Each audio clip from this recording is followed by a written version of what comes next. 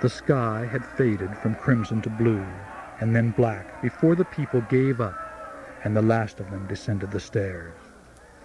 The safety of the priests assured, Narlo collapsed. Kugel carried him to a comfortable pallet where his white-robed associates began to send him energy and healing through the laying on of hands. Kugel stood guard at the top of the stairs and watched as the last of the angry mob dispersed. Several broken bodies lay crumpled on the tiers. The crescent moon had arched a quarter of the way into the sky before Narlo regained consciousness. He stood up and thanked each priest personally. "Those who attacked us were but a few of those in attendance," Kugel said. "But there were more in the crowd against us than for us," Narlo reminded him. "It could have been arranged, or the result of one of Zadok's mind programs." As the priests slowly descended the pyramid stairs, they noticed a Palladian flying ship appear in the horizon behind the Og pyramid, then slowly drop down through the night sky. As it flew along the Lord's Way, level with the Mu pyramid, the familiar whirling sound and spiraling lights filled Narlo with a sense of hope. He and the others watched as the ship landed quietly in Palace Square.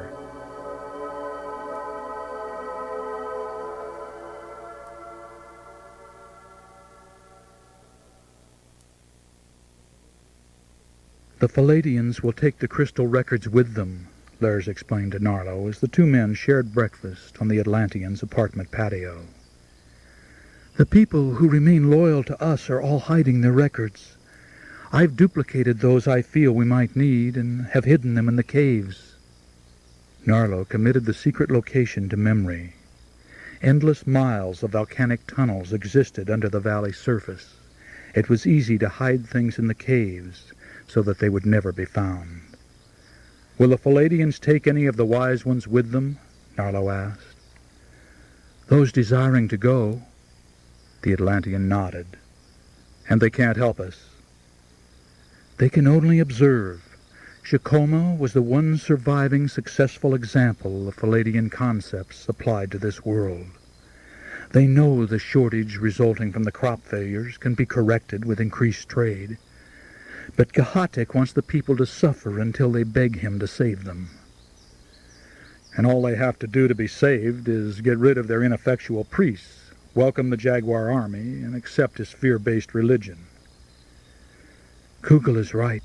It's time for all of you to go underground." "What about you, Lers? They know you keep the records." "Gehatek would do nothing that might anger the Palladians until he knows for sure they won't interfere. Everyone has heard stories of the flying ship's terrible powers." Kugel entered the patio and joined his two friends at the table. His hair was unbraided and he wore the clothes of a merchant. "I've been visiting the compounds of the artisans," he said. "Gehatek has commanded them to create huge statues of the old gods, Gar, Khan, and Kitz." Kugel motioned to his servant boy to bring him lunch and a drink. "That's not the worst of it. A new altar has been ordered for the Mu pyramid, a sacrificial altar." Kugel became aware that Narlo was staring at his clothes. "It's no longer safe to walk the streets as a first-caste priest, Narlo. You must accept what is." "I accept that unless we act immediately, it will be too late to save anything we stand for." "It was too late when Chicane died, my friend," Kugel said.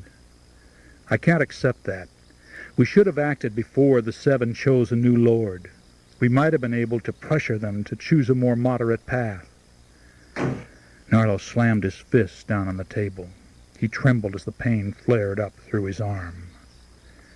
"I agree that sometimes we are too accepting for our own good, but in this situation I doubt that we could have altered destiny.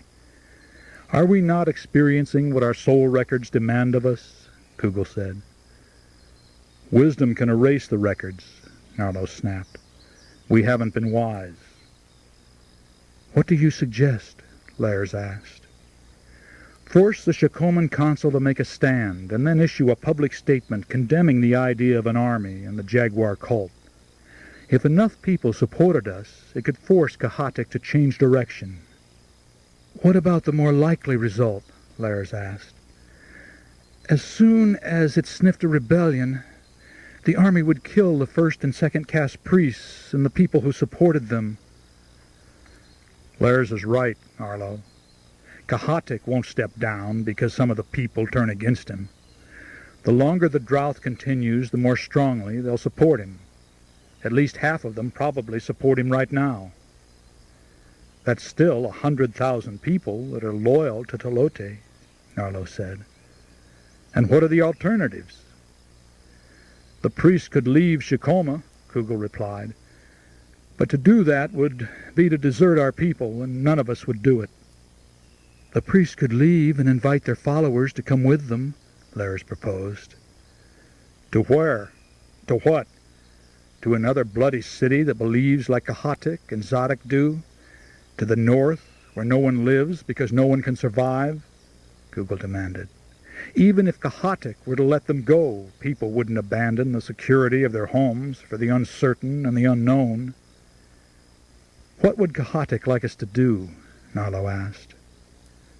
To disband the Atlantean Circle and peacefully transfer the power of the Shakoman Council to Zadok, who would rapidly elevate the Jaguar religion to official status. Shortly thereafter, it would probably be reported that we had all died in our sleep, Kugel said. Or that we'd volunteered our souls for the sacrificial altar, Narlo suggested. So finally, is it a question of live or die? Desert our people or die? Kugel and Lars were silent. Well, then let's be certain that our deaths are not wasted, Narlo said.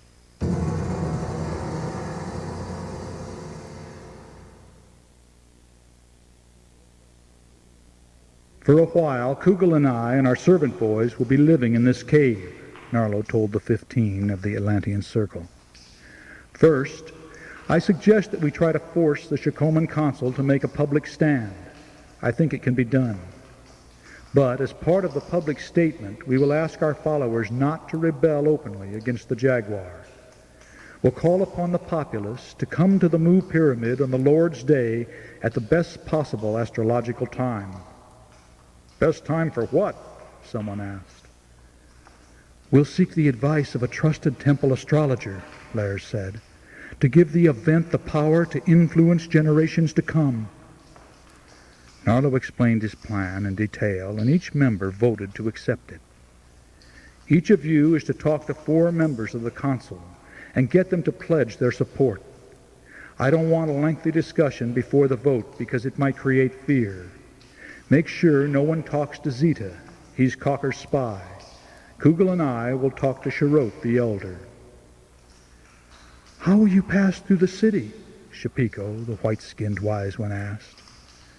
I doubt that anyone will recognize us with our hair down, wearing street clothes and bargemen's hats, Kugel said. But we'll apply some paint just to be sure. Alita, can you get some volunteers to paint our message on the city walls the night before we call the general meeting? Narlo asked. It will be a short message asking all followers of Talote to attend. The compound priests will also be instructed to announce it at services the night before. Alita nodded in agreement. The red stripe down her face looked almost black in the torchlight. Why can't we give people more time to spread the word and make plans to attend? Many will come from the outlands, someone said. Because it would give Kahatik time to figure out how to stop us by keeping them away. By the time Kahatik is aware of our plans, all he'll be able to do is to gather his own army, Narlo said.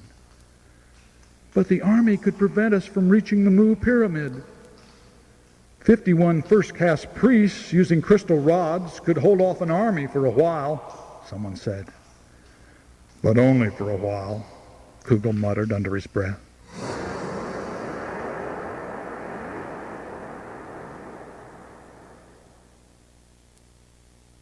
When the meeting was adjourned, Narlo and Kugel left the cave through the priest's basement apartment. Narlo could almost walk normally again, and he breathed deeply without pain, savoring the fragrance of flowering blossom. The night was warm and the streets nearly deserted. In the distance, dogs barked as they always did at night. "I'd like to check on something," Kugel said. "I'm just along to get my body working again," Narlo replied, pleased at the thought of a walk for no particular purpose. The two men avoided the Lord's Way and approached the Mu Pyramid from the back, circling it until they were standing behind a prayer platform in Mu Plaza. From there they could see a door set in the base of the pyramid. "The cloverleaf entrance? Why, Kugel?" "I think the jaguar's attempting to channel the dark powers." Beneath the great pyramid, leading off from the entrance they were watching, was a tunnel that connected with 4 rooms arranged in the shape of a 4-leaf clover. Narlo had visited the rooms once when he was first accepted into the priesthood, and had been almost overcome by the intensity of the evil vibrations. There was no record of who originally used the rooms or for what purpose. Normally, the entrance was sealed, but tonight 2 soldiers stood guard, one on each side of the small door. Narlo was glad for the warmth of the night, and for his friendship with Kugel as they huddled together watching for any activity. "Does this remind you of the time we spied on the second elder when we were 15? Kugel asked. "I was just thinking about our student days." "We caught him under the trees with 2 women at once?" Narlo smiled, remembering. Suddenly the door to the cloverleaf room swung open, and a streak of light shot out into the darkness. The dark shape of a man appeared framed in the golden glow, and he was followed by another man. Narlo could see from their uniforms that they were soldiers, and he also saw that they were carrying something. "A body," Kugel whispered. Soon several more men left through the same doorway. They all wore jaguar mantles except for Zadok, who was dressed in his priestly robes. Gahatik was the last man to step out of the light and into the darkness.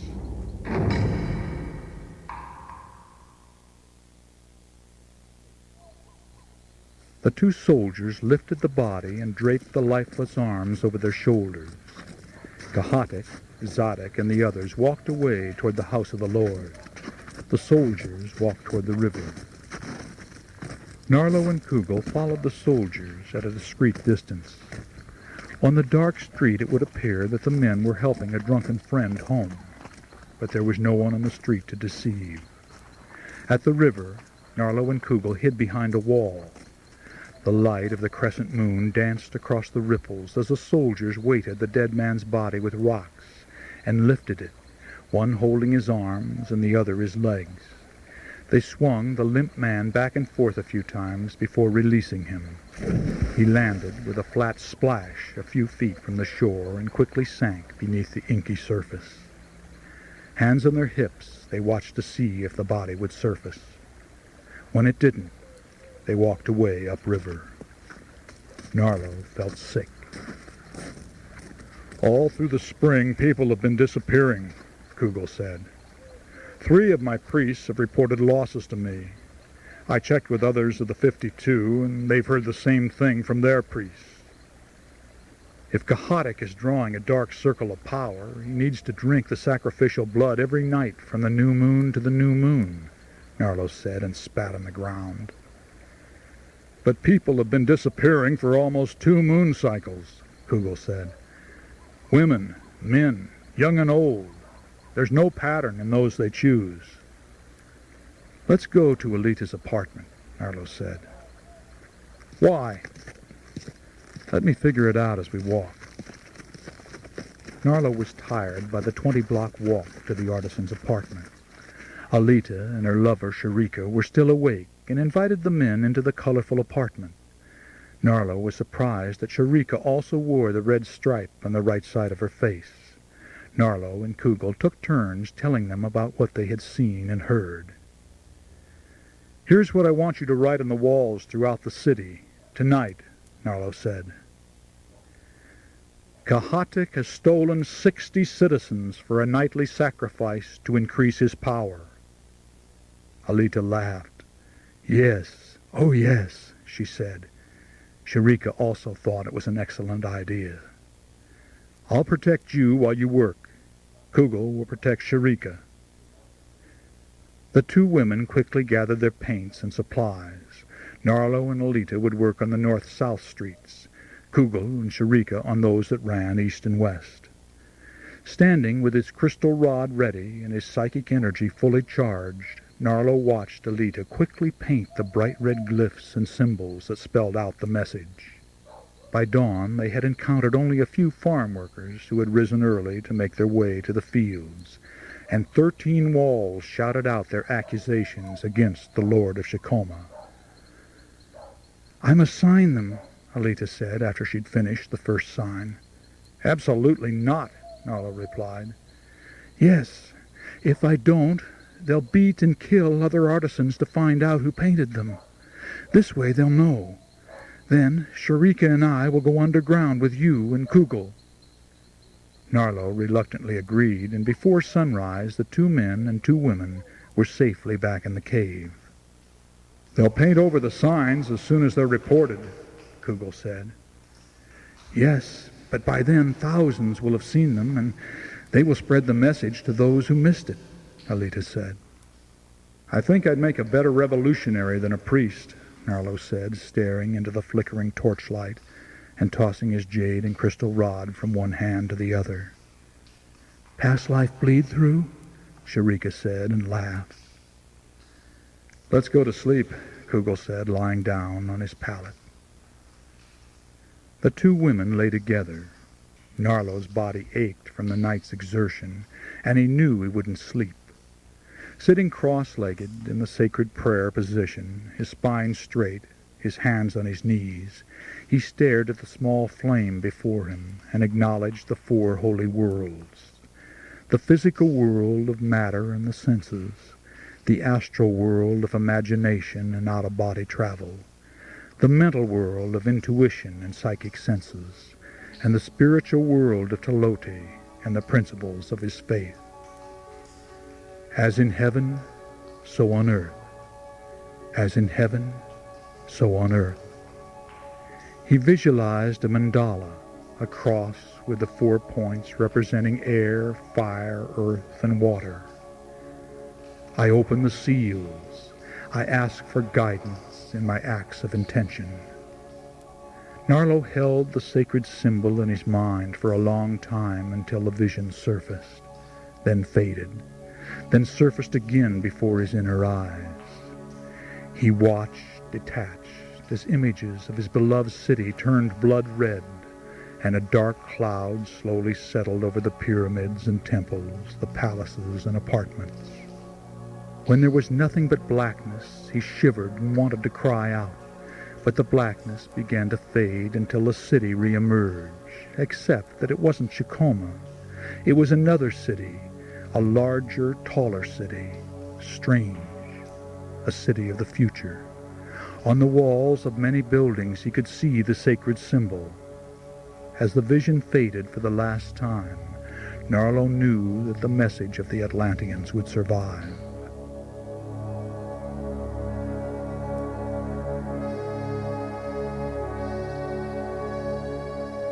The following afternoon, as Narlo and Kugel made their way through the back streets to the working place of the temple astrologer, they noticed that all the message walls had been painted over.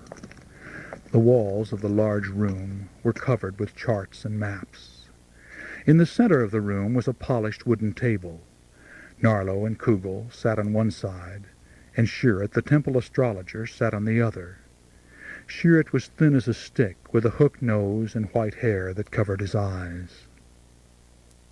11 days from now, just at midday on the Lord's Day.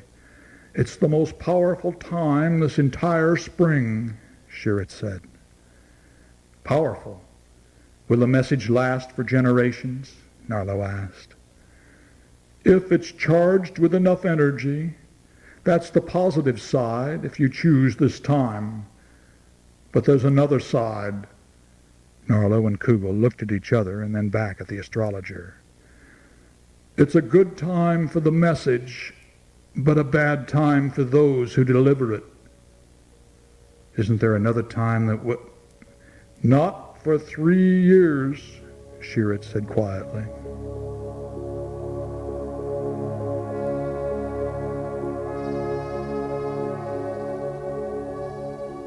"Kahatik is in a rage," Shearet the elder was telling Narlo and Kugel. They had surprised him at his apartment compound just before he was to conduct services. "He suspects that you, Narlo, are responsible for the wall messages. His soldiers have searched the city for you, and I suspect you'll be condemned as an enemy of the nation at tonight's temple services." "Will he make a public statement about the disappearances?" "I'm sure he'll say that those people all left the city because the Shikoman consul isn't doing enough to pacify the gods. Few will accept it, but what can they do?" Shearet was a small man in his 60s, with intense eyes and an effeminate manner. He lacked the strength of his predecessor, but he was honest and dedicated to the religious concepts of the Shikoman consul. Narlo explained his plan and asked for Shearet's support. "If you have any idea how enraged Kahatik is about the wall messages, you wouldn't ask this."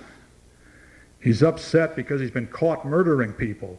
Narlo flung his bargeman's hat on the floor in frustration. "What do you think is going to happen if we don't make a stand?" Shearet the elder didn't answer for a while. "It will only further enrage the Lord of Shikoma." "That isn't an answer to my question," Narlo shot back, pointing his index finger at the face of the master speaker. "Narlo," Kugel said, "wait for me out in the patio." The master speaker's patio was larger than most in the city. 8 other members of the Shikoman consul who lived here were gathered by the temple at the far end of the enclosure, waiting for their superior to emerge from his apartment and conduct the prayer ritual. They acknowledged the Atlantean, but did not invite him to join them. Along the south wall, spring flowers swayed in the warm breeze. From behind the temple came the gobbling sound of turkeys. Obviously they eat well, Narlo thought, disgusted with the other priests. He was disgusted with himself as well. He grasped the crystal rod beneath his toga and realized he wanted to confront the Lord of Shikoma face to face, to the death. It would make death meaningful. Kugel and Shearet emerged from the apartment together. Kugel thanked the master speaker. Narlo nodded. "Will he vote with us?" Narlo asked Kugel as they made their way down a narrow street to their cave. "Yes, no thanks to you," Kugel said. "You must control yourself, Narlo. We have to do this our way, not Kahatik's way." "I'm sorry. Deep down inside I know that. But out here," he said, raising a fist in the air as they walked, "I want to stop Kahatik the only way he understands." "You can't appear at the Shikoman consul to vote," Kugel said. "But you can carry my written testimony."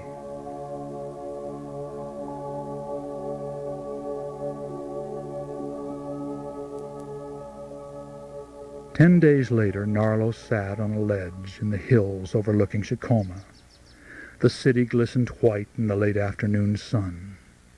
Below him, field workers were gathering in groups to make their way home again. Empty barges dotted the river. Far down a road leading out of the city, Narlo watched a figure moving in his direction. The sun had touched the horizon by the time Kugel reached him. "I haven't been up here since we were kids," Kugel said. "The vote?" Narlo asked. "Yes. Tomorrow at midday we deliver the message to the people. Alita has organized the artists, and tonight they will see that notice of the meeting appears on walls throughout the city. Word has also gone out to the compound priests, and they'll announce it at tonight's services." Narlo smiled to himself, wondering how many would come.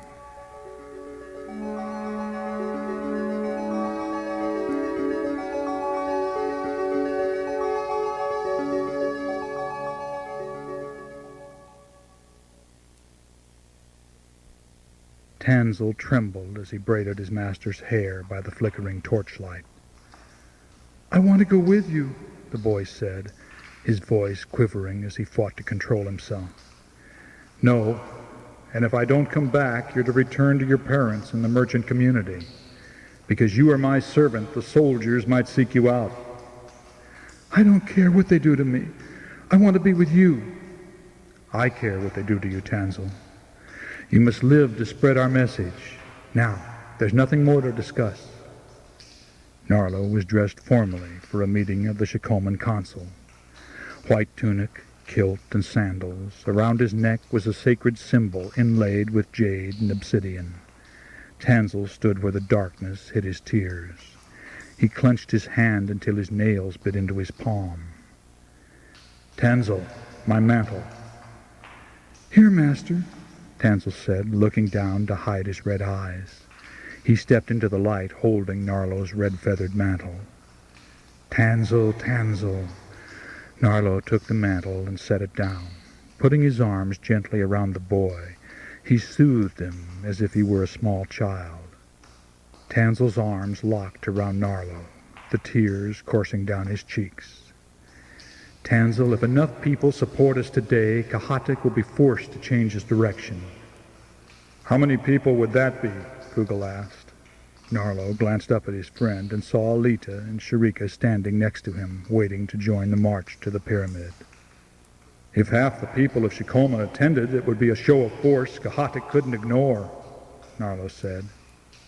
100,000 people couldn't fit into the pyramid plaza," Alita pointed out. "I know, but the fact that they tried would not go unnoticed," Narlo said emphatically. "Do you think Kahatik will try to stop us?" Sharika asked. Kugel answered, "I think he's run out of patience. He'll move against us, but not before he sees how many attend." "Let us prepare," Narlo suggested. The four formed a circle and began to chant. Om Nama Tala. Om Nama Shila. The sound filled the cave, echoing through the volcanic tunnels as if thousands were calling down the divine white light. Waves of energy entered the chanters' crown chakras and poured through their energy centers until the explosive surge of serpent fire ascended to flood their minds and bodies with power and awareness. The four left the cave through the apartment exit, where they were joined by the 6 priests in residence. The sun was almost directly above them as the 10 walked away from the patio and down the alley to the street of Balam T. Hundreds of people were making their way toward the Mu Pyramid. Most looked anxious but determined, and a cheer went up as soon as they saw the priests.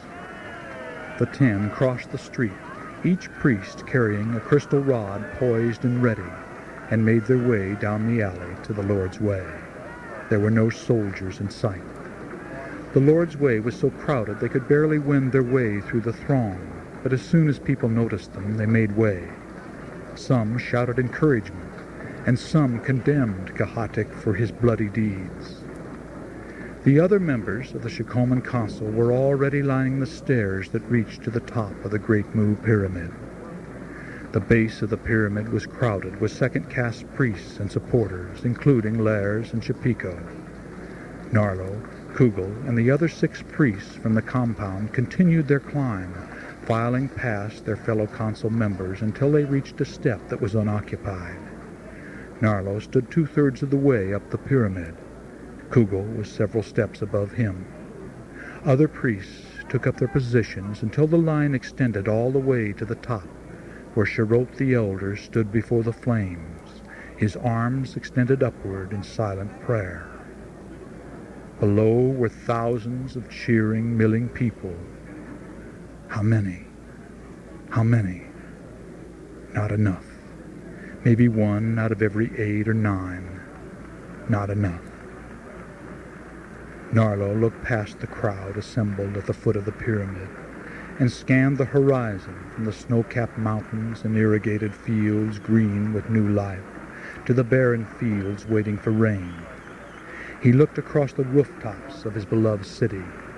Thousands of apartments, temples, and workshops gleamed in the midday sun. And he thought about the people in those buildings who were either afraid to attend or just didn't care enough. "You're choosing a future of fear," he thought sadly. "Om," intoned the people, and the sound ascended from the streets in soothing waves. The trumpets rang out from the four corners. The sound of muted drumming, whistles, and clay flutes caressed Narlo's mind like a lover's touch.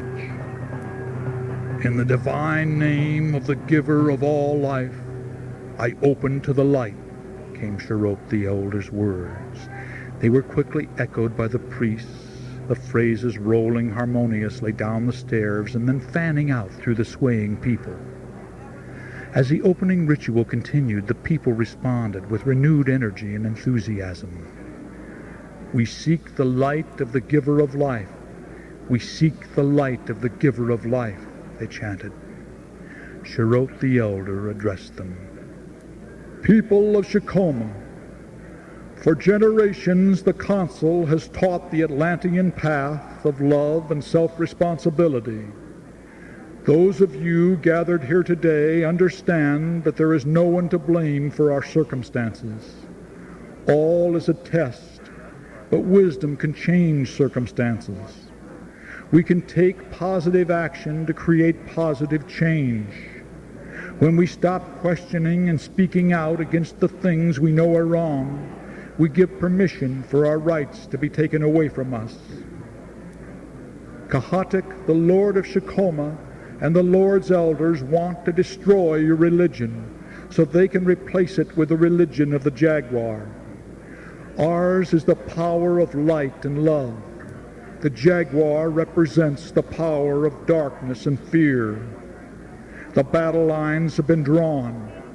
The Shikoman Council does not want you to resist with force. Instead, send your antagonists light and love. Resist with the power of awareness. Alert others. Apathy is a betrayal of all you believe in. Apathy can destroy your temples and lay waste to your city. No one can control you as long as you accept what you know to be so. No matter what the outcome of this battle, the oppressors cannot touch our souls. We will return.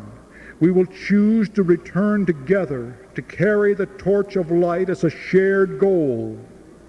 Let it be every 700 years. 25,000 people began to chant, 700 years, 700 years.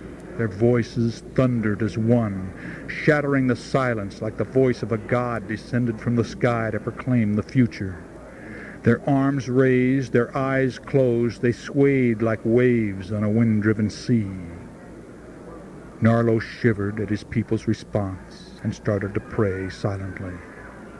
In the distance he heard the first screams. Spear-carrying soldiers emerged from behind the temples on the other side of the Lord's Way, half a block north. Terror-stricken, the people scattered in every direction as the armed men advanced into the street. Looking toward the Og Pyramid, Narlo saw 6 rows of red-helmeted soldiers running down the Lord's Way toward them. The sound of war drums announced the attack to those who did not yet perceive the danger. Hysteria exploded into panic, and people tried to run, crushing some against walls and trampling others underfoot. Trumpets joined the war drums, and Narlo saw soldiers with raised spears and short swords spring simultaneously from all directions, shutting off all avenues of escape. Now the people began milling around inside these human barriers, uncertain and afraid. Narlo was contemplating what action to take when the trumpets and drums suddenly stopped. The silence was deafening. The people froze. Sweat ran off Narlo's forehead, stinging his eyes. He wiped his eyes with the sleeve of his tunic and breathed deeply, drawing up his energy as he squeezed the jade and crystal rod. Behind him, a priest dropped something, and he heard it bounce down the steps with a hollow, ringing sound.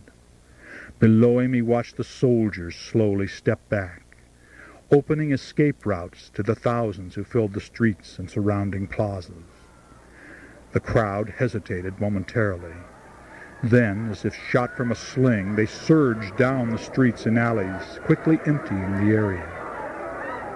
Narlo guessed that at least 50 bodies lay crushed beneath their feet, and that there were several thousand armed soldiers standing ready to move in for the kill. As the last of the throng disappeared, the soldiers closed ranks, surrounding the Shikoman consul and their supporters who were still gathered at the pyramid. "Traitors!" The word rang out, filling the plaza with the sound of hate. Narlo watched Kahatik, dressed as a jaguar, march into the plaza, followed by dozens of archers who fanned out on either side of him. "Will your crystal rods stop obsidian arrows?" he asked with a cruel laugh. The archers drew their bows. At a single beat of the war drum, they let the arrows fly. Priests a quarter of the way up the pyramid fell, some rolling down the stairs, some sliding down the steep sides of the pyramid. Narlo felt Kugel's arm on his shoulder and looked at him. Kugel didn't say a word, but the despair in his eyes said it all. Narlo nodded helplessly. "Drop your weapons, priests, or your supporters will be the next to die." The archers reloaded and drew their bows. Kahatik pointed at the base of the pyramid and said something to his men, and several soldiers ran quickly up the stairs and grabbed Lairs, Shapiko, and 2 other wise ones. The 4 were taken to Kahatik, who bellowed, "I release you to return to the stars. Palladians are no longer welcome in Shikoma."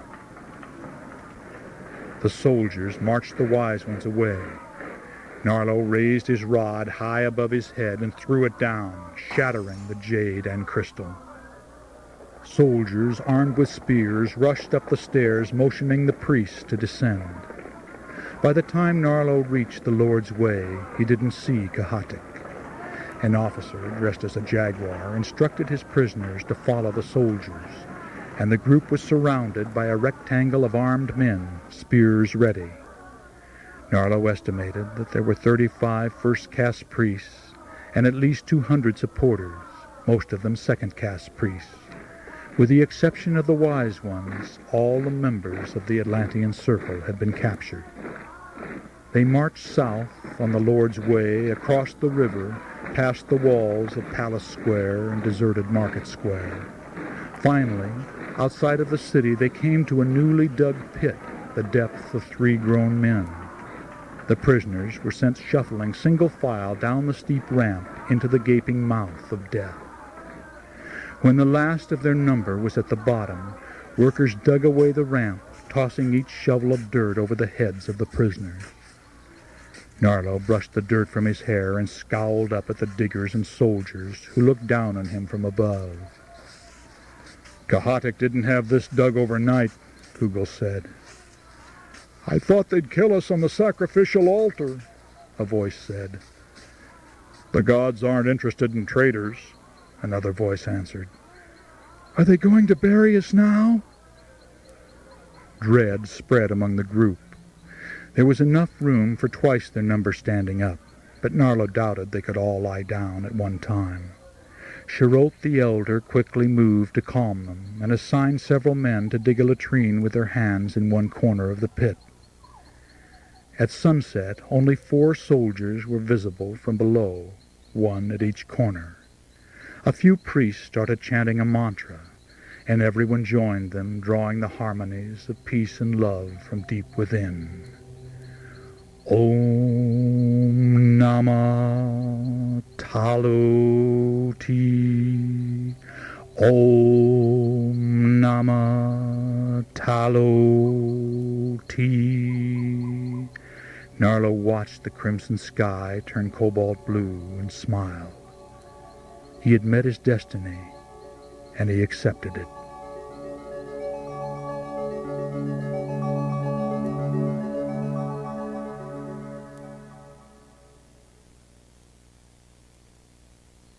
"Atlantean!" bellowed Kahatic. Narlo looked up to see the Lord of Shikoma standing at the edge of the pit, illuminated by the first rays of the sun. His hands were on his hips. He was dressed as an officer and wore the mantle of the jaguar. A rattlesnake loincloth was wrapped around his hips. "Up here, Atlantean!" Soldiers tossed a rope into the pit. At the end was a knot the size of 2 hands.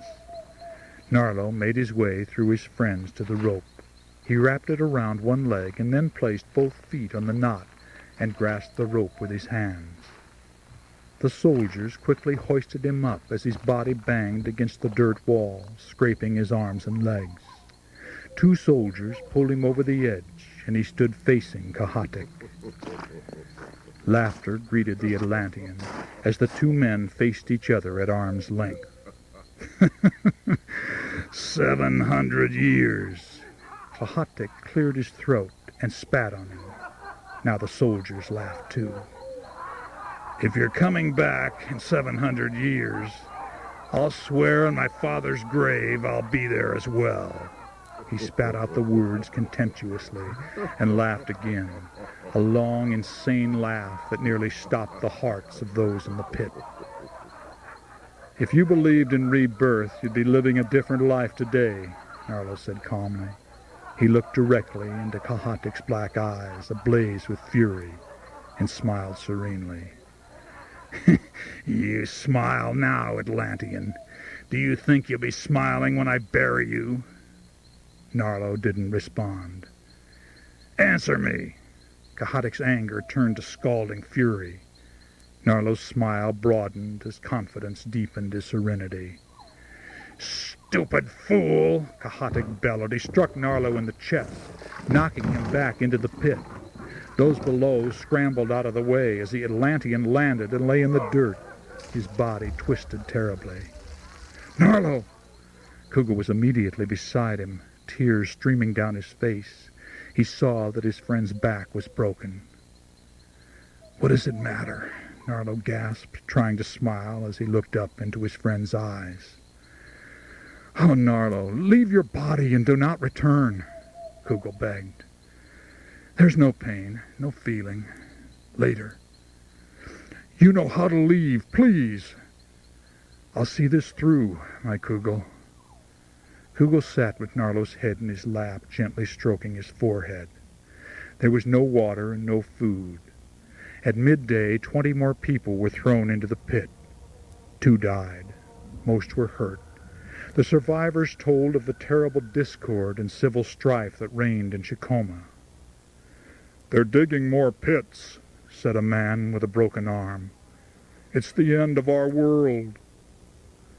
"Last night the artisan section was in flames," recalled a woman who had been thrown naked into the pit. Someone had given her a dirty tunic to wrap around herself, and there was dried blood on her legs. "7 men raped me," she said as tears left furrows in the dirt on her face. That night the sky glowed orange in the direction of Shikoma. Sharot the elder led the chanting of the sacred mantras, accompanied by the terrible sound of distant war drums. By the following midday, 100 more people had been thrown into the pit. In the afternoon, Narlo gasped, and Cougar placed his ear to Narlo's lips to hear his fading words. "I love you, my friend. I'll always love you," he said, and died. At sunset, soldiers suddenly surrounded the pit and began to shovel dirt over the heads of the prisoners. No one cried. No one screamed. No one resisted. The only sounds were the dry swishing of the dirt as it fell, and the serene notes of the mantra that drifted up and across to the fearful city to inspire the dreams of the 25,000.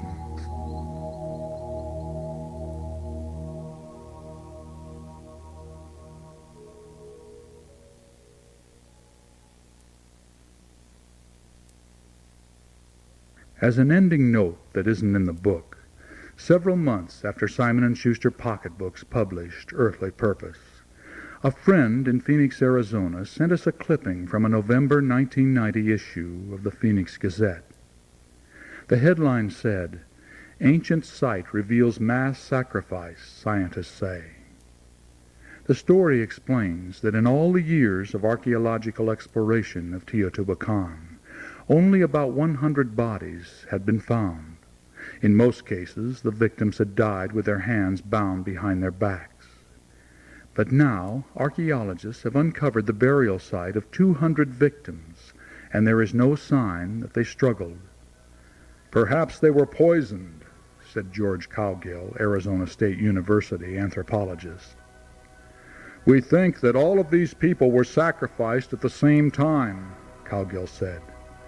"Perhaps a powerful ruler died, and his retainers, who were richly dressed, were all put to death simultaneously."